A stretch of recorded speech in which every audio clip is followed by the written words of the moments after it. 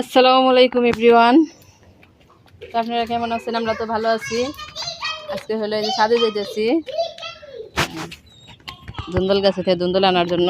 তো আরবি আজকে ছিঁড়ে দিবে। হ্যাঁ ছিঁড়ো, তো গাছে এসে আমরা ছিঁড়ে নিতেছি ধুন্দলগুলো। তো আজ আরবি একটা ছিঁড়ে নিল। তো আজকে এই ধুন্দল দিয়ে হইলো আমি চিংড়ি মাছ রান্না করব, চিংড়ি মাছের ভাজি করব। তো গাইস এই যে আরো কত অনেক ধরছে ধুন্দল। তো আমরা একটা একটা ছিঁড়ে ছিঁড়ে খাবো।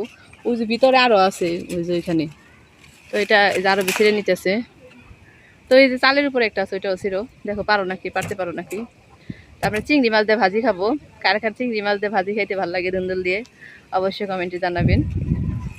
তারপরে এই যে গাছে থেকে ফ্রেশ ফ্রেশ ধুন্দল তুলে হইলো চিংড়ি মাছ ভাজি করে খাবো। এবার রান্নাটা তুলে নিল। তো একটা ভিতরে অনেক ভিতরে হয়েছে, আরো যে টাইনে উঠাইতেছে, বাইর করতেছে, যে বাইর করে নিল। হ্যাঁ একটু বেশি বড়, এটা বাড়তি হয়ে যেত না না দেখলে। তো এখন আমরা যাই নিচে যাই কাইটে কুইটে, তারপরে হলো ভাজিটা বসাবো।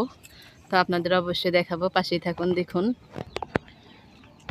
তো আমার রাজকন্যাটাই যে ধুন্দল ছিঁড়ে বের হয়ে আসলো। তো আমরা এখন নিচে যাব, নিচে যাই কাইটে নিই, দেখি ধুন্দলগুলা। এখানে আমি ধুন্দল টাটকা টাটকা ফ্রেশ। তো আমরা খাবো, পাশেই থাকুন দেখুন। আমরা নিচে চলে যাই। তাহলে চলে আসলাম,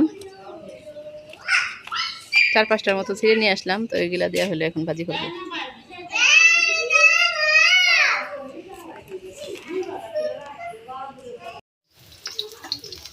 গাছ দেখতে পাচ্ছেন ধুন্দলগুলো কেটে নিলাম, টাটকা টাটকা ধুন্দল। তো এইগুলো হলো আমি চিংড়ি মাছ ভাজি করবো। তো করার মধ্যে হলো তেল আর কাঁচামরিচ পেঁয়াজ সব দিয়ে দিচ্ছি। সেটা ভাজা ভাজা করে নিয়ে চিংড়ি মাছ দিয়ে রান্না করবো। তো চিংড়ি মাছটা ধুয়ে পরিষ্কার করে নিচ্ছি, এটাও দিয়ে দিই এখন দেখুন। তো পেঁয়াজ কাঁচামরিচগুলো ভাজা ভাজা হয়ে গেছে। তো এখন চিংড়ি মাছগুলো এই যে ধুয়ে রাখছি পরিষ্কার করে, এটা এখন দিয়ে দিব। তো এখানে দিয়ে দিই। তো দেখতে পাচ্ছেন গাছ, এটা একটু ভাজা ভাজা করে মশলা দিয়ে দিব। একটু ভাজা ভাজা করে নিই, একটু ভাজা ভাজা হোক। দেখেন দেওয়া মাত্র চিংড়ি মাছ লাল হয়ে গেছে। তো এখানে একটু হলুদের ফাঁকে মরিচের ফাঁকে আমি দিয়ে দিব।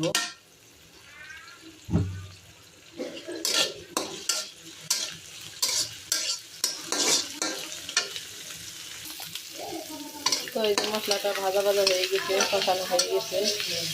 এখন ধুন্দুলগুলো আমি দিয়ে দিব, দিয়ে দিলাম।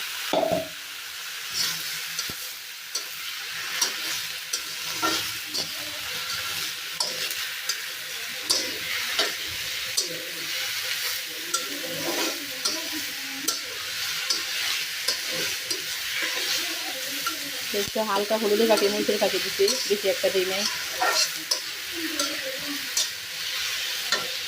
তো এখানে একটু লবণ দিয়ে দিব। তো সিদ্ধ হবে, সিদ্ধ হওয়া পর্যন্ত অপেক্ষা করি।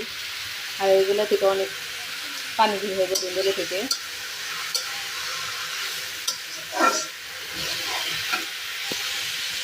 তো পাশেই থাকুন দেখুন। তো দেখতে পাচ্ছেন এই যে পানি উঠে গেছে।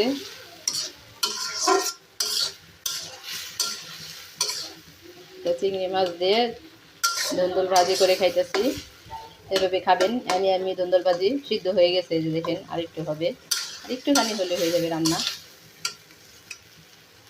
রান্নাটা কমপ্লিট। তো বাবার বাড়ি এসে গাছে থেকে ধুন্দুল খাইলাম, আর হলো সবজি রান্না করে খাইলাম, ভাজি সবই রান্না করে খাইতেছি। দেখেন কত সুন্দর আমি সবজি খাবো, মজা করে খাবো। চিংড়ি মাছ দিয়ে ধুন্দুল ভাজি। তো হতে থাক, আর একটু হোক, রান্নাটা হোক, কমপ্লিট হোক, দেখাই আপনাদের। তো ভাজিটা রান্না কমপ্লিট। তো এখন আমি একটা পাত্রের মধ্যে বাইরে নিয়ে এটা বাইরে আপনাদের দেখাই। তো এই পাত্রটার মধ্যে বেড়ে, তো এটার মধ্যে বাইরে নিতেছি, আপনারা দেখুন। তো হয়ে গেছে, দেখাই বাইরে, তারপর আপনাদের দেখাই। তো ভাজিটা এরকম রসালো রসালো হয়েছে, এটা এখন বাড়বো। গ্যাসটা বন্ধ করে দিলাম। তো ধুন্দুল ভাজিটা বাইরে নিলাম এই যেভাবে। তো ভাজিটা কমপ্লিট রান্না, এই পাতাটার মধ্যে বাইরে নিলাম। তো দেখেন কতই আমি লাগতেছে। আল্লাহ হাফেজ গাইস, সুস্থ থাকবেন, ভালো থাকবেন। ভিডিওটি কেমন লাগলো অবশ্যই কমেন্টে জানাবেন। আর এরকম ভালো ভালো রেসিপি পাওয়ার জন্য অবশ্যই লাইক, কমেন্ট এবং সাবস্ক্রাইব করে রাখবেন। তো আল্লাহ হাফেজ গাইস, ভালো লাগলে শেয়ার করে দিবেন অবশ্যই, আর আমাদের জন্য অবশ্যই দোয়া করবেন। আল্লাহ হাফেজ।